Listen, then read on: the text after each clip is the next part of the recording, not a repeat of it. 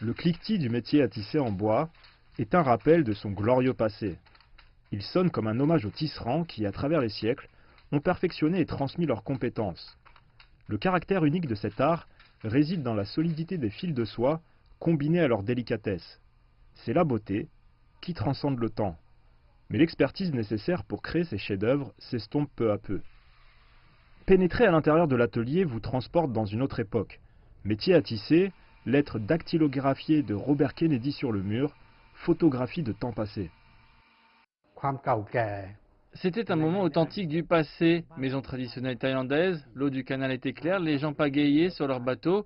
Il y avait des teintureries pour la soie et ils les laissaient sécher sur des balustrades du pont. La vie était douce, tout a changé.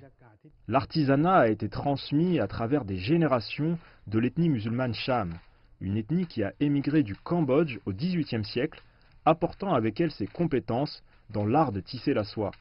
Après la Seconde Guerre mondiale, Jim Thompson, le roi de la soie américain, a popularisé la soie thaïlandaise au niveau mondial.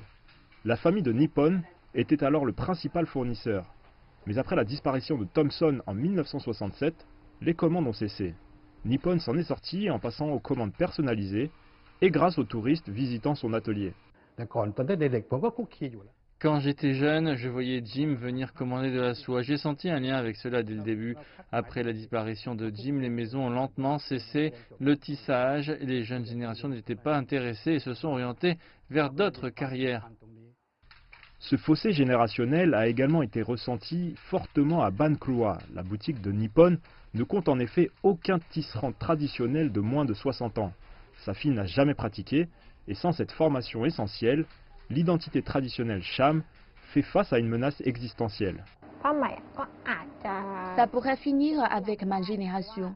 Il n'y a plus de tisserands et les gens ne sont plus intéressés par la soie thaïlandaise. Seul un très petit groupe peut continuer de la porter pour des occasions spéciales. Il n'y a pas assez de ressources et de demandes pour continuer. Au fur et à mesure que les immeubles et les gratte-ciels poussent, cet artisanat disparaît peu à peu. Les exigences du marché, la concurrence, la technologie ont mis à mal cette tradition séculaire. Et si les fils sont extrêmement résistants, ils ne le sont peut-être pas assez pour résister à l'épreuve du temps.